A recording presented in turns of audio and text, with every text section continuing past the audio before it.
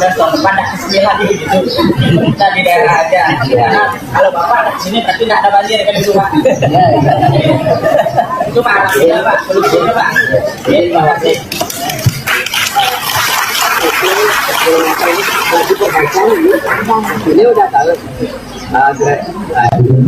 Beginilah jadinya kalau seorang wakil presiden lahir bukan karena kualitas, tapi karena rekayasa aturan. Gibran Rakabuming, yang lolos syarat usia berkat perubahan undang-undang di era ayahnya sendiri, justru mempermalukan diri ketika berhadapan dengan rakyat. Saat seorang warga Bali menanyakan solusi banjir, Gibran tak sanggup menjawab. Mikrofon dilempar ke wali kota, seolah tanggung jawab bisa dipindahkan begitu saja. Inikah sosok yang dipaksakan jadi pemimpin muda bangsa? Yap, mau gimana lagi ya guys, kemampuan wapres kalian hanya segitu dan tidak jauh-jauh dari bagi-bagi susu dan juga belusukan. Kalau ditanya soal gagasan dan juga ditanya soal solusi permasalahan-permasalahan yang terjadi di negeri ini, tentunya Mas Wapres kalian ini tidak bisa sama sekali. Nah, maka dari itu Mas Gibran ini terbilang sangat beruntung karena para termul tidak menilai dari kualitas seorang pemimpin, tetapi bagaimana pemimpin itu bisa memberikan berupa bansos untuk bisa mengenyangkan perut mereka. Dan itu sudah membuat para termul sangat puas dan bahkan sangat mendewa-dewakan orang yang memberinya bansos, yaitu Pak Mul dan juga Mas Wapres, yang sampai saat ini bahkan sudah dijadikan sebagai tradisi membagi-bagi bansos, belusukan, pencitraan. Hanya itu yang bisa dilakukan oleh Mas Wapres ini. Nah, pada akhirnya apa yang menjadi kelakuan Mas Wapres ini menjadi bahan kritikan para netizen, dan bahkan Mas Wapres dijadikan sebagai bahan olok-olokan, dijadikan bahan tertawaan. Sahabat-sahabat, untuk itu baiknya langsung saja kita lanjut dulu seperti apa video-video selanjutnya, bagaimana kelucuan para netizen memberikan sindiran-sindirannya terhadap Mas Wapres. Ada Napoleon, Cepet, bawal macan ya Pak ya.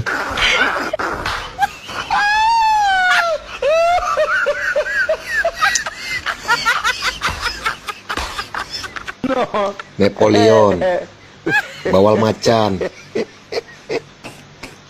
macan gitu.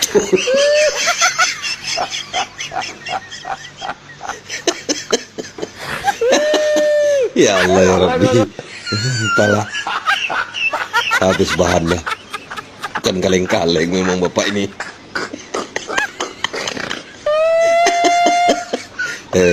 Komennya sopan, orang terhormat.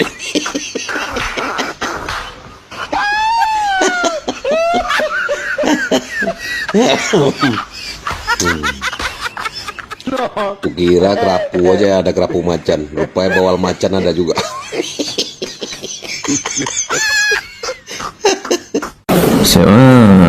Mari silakan. Siap.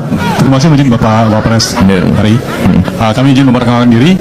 Saya Laksamana Pertama TNI Arif Badrudin, peserta dari PM4N. Ya, silakan Pak. Siap. Kami telah menerima banyak arahan dari Menteri Kabinet RI dan ada satu saran yang bisa kami usulkan.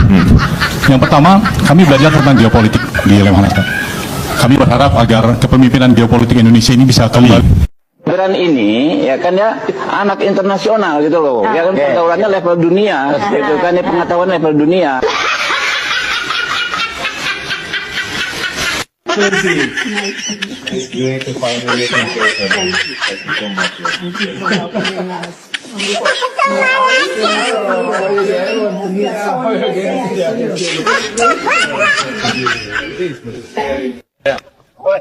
Kita minta tepuk tangan bagi semua.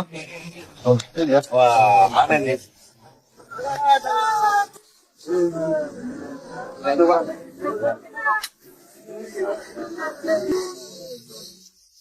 Halo.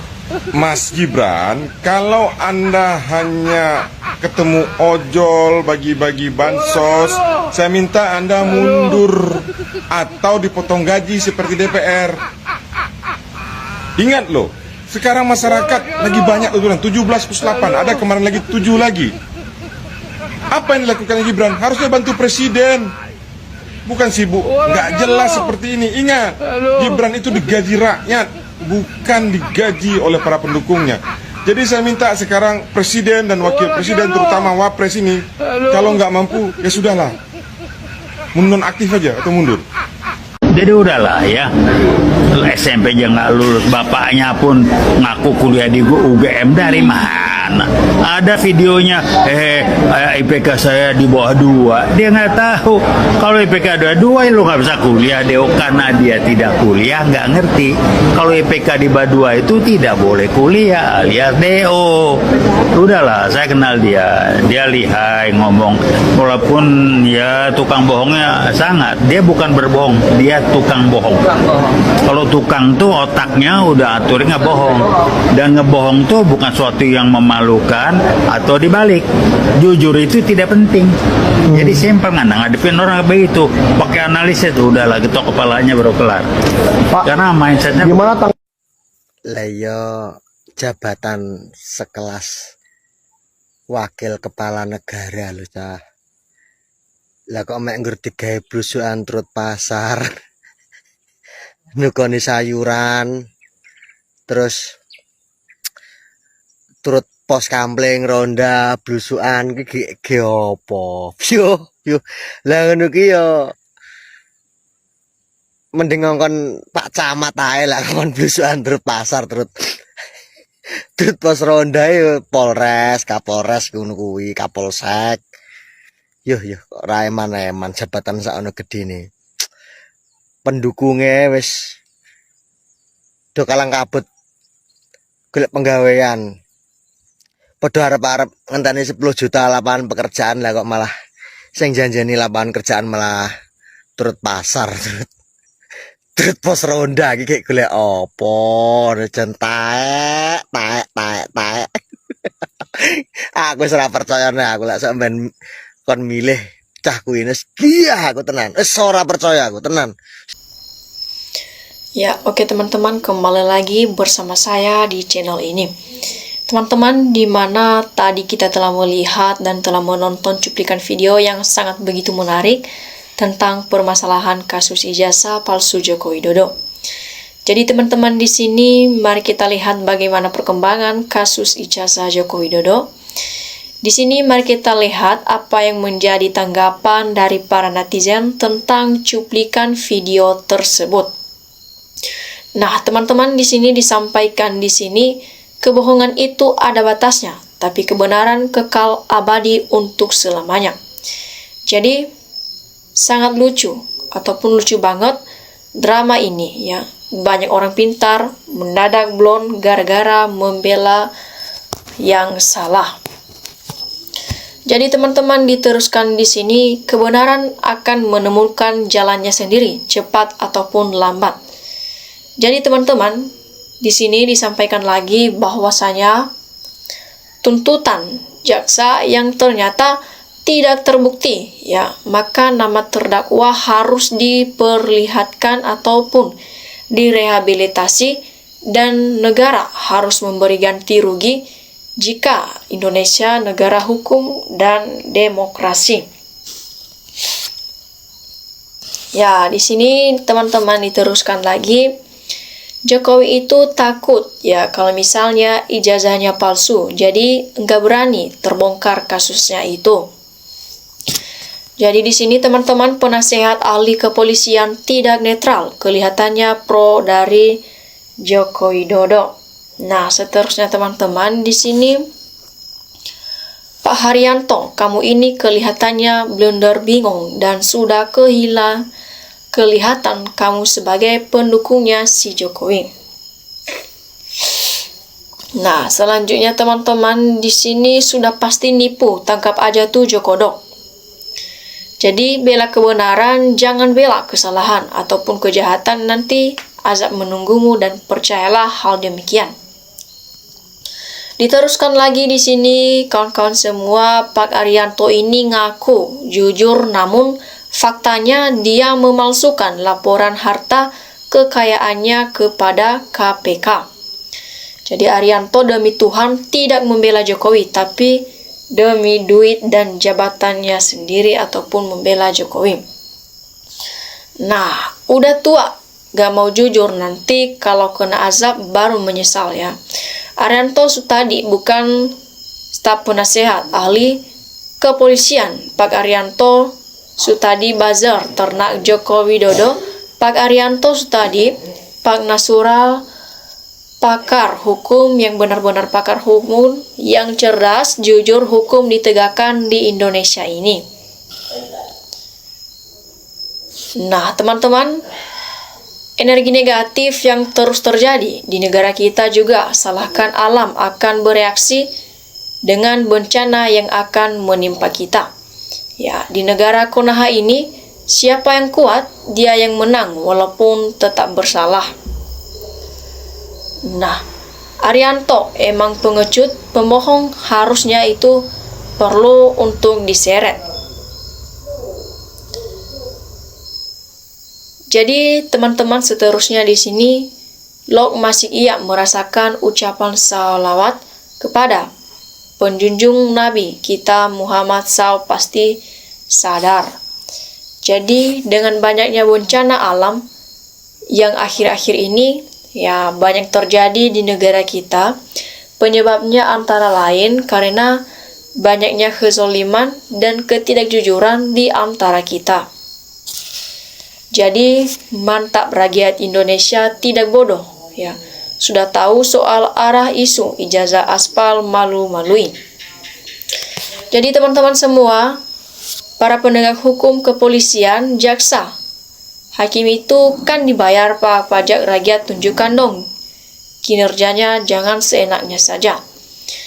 Jadi penasehat Kapolri yang condong sebelah dalam ucapannya pun antara pro dan pembenci, seharusnya pro dan kontra itulah penasehat yang netral. Nah, Pak Roy Sigit Mulia berani lantang menentang para penjilat perusak negeri kita ini. Nah, di sini diteruskan teman-teman, Arianto, demi Tuhan saya tidak membela Jokowi dan hanya ingin menyampaikan yang hukum yang benar, pakai demi Tuhan lagi, dia lupa Sylvester gerombolannya sendiri. Nah, di sini diteruskan kepolisian semenjak pemerintahan Presiden Jokowi dan kepolisian dijabat Jenderal Pol Purna Tito Karnavian dan Jenderal Polri Listio Sigit, kepolisian sudah dikendalikan Jokowi. Jadi teman-teman, percuma kalau ijazahnya diperiksa Bareskrim Polri akan netral sebab Polri sudah dikuasai Jokowi, seharusnya diperiksa ahli dari luar negeri saja. Jadi kebenaran dan keadilan akan mencari jalannya sendiri. Bangkai disimpan akan tercium nantinya. Ingat, azab Allah akan kena kepada Anda termul-termul JKW. Jadi negara Indonesia negara besar, apa yang ditakutkan ungkap sampai tuntas agar rakyat tidak bertanya-tanya kesalahannya ijazah Pak Jokowi. Jadi ijazahnya palsu, jadinya takut diperlihatkan kepada umum. Nah, coba ada yang bertanya siapa orang di Bareskrim atau Polda Metro yang pernah diberi kesempatan melihat ijazah tersebut ataupun murni polisi. Nah, bukan pendukungnya, minta sebagai saksi di bawah sumpah bila masuk pengadilan. Jadi ternak-ternaknya itu Jokowi membela ijazah palsunya Jokowi dengan segala cara, padahal mereka juga belum tentu tahu benar adanya bahwa Jokowi memiliki ijazah UGM, karena selama ini juga Jokowi tidak pernah menunjukkan ijazah-ijazah tersebut. Ya, Bareskrim dan Polda Metro Jaya pun tidak pernah menunjukkan ijazah aslinya di depan publik. Jadi, jika katanya tidak bisa dijadikan bukti yang benar, pastinya jika salah pasti ERT minta maaf. Tapi jika ijazah palsu terbukti, Jokowi harus diproses hukum. Arianto ini orang yang tidak netral, ahli apa jika jadi ternak Jokowi, sudah tua tapi butanakan kebenaran Jokowi yang harus sadar dan minta maaf sebagai ex-presiden. Apa ruginya menunjukkan ijazah UGM-nya selama akal waras, salam akal waras anak NKRI. Jadi diteruskan di sini kawan-kawan semua, polemik ijazah Jokowi sengaja dipelihara oleh Jokowi dan termulnya yang lambat laun akan menjarakan orang lain. Di sisi lain, Jokowi akan berlindung di balik hukum dengan harapan bisa aman sampai akhir hayatnya sendiri. Jadi, mencarikan suatu rezeki untuk anak istri sekolah yang tinggi tentunya baik dan benar, bila tidak ada apa gunanya sekolah tinggi. Jadi, seterusnya di sini teman-teman sudah biar ratusan bahkan ribuan yang dipenjara, dan sudah waktunya bersih-bersih orang jahat supaya rakyat tahu dan paham dengan tidak berulah seenak jadinya.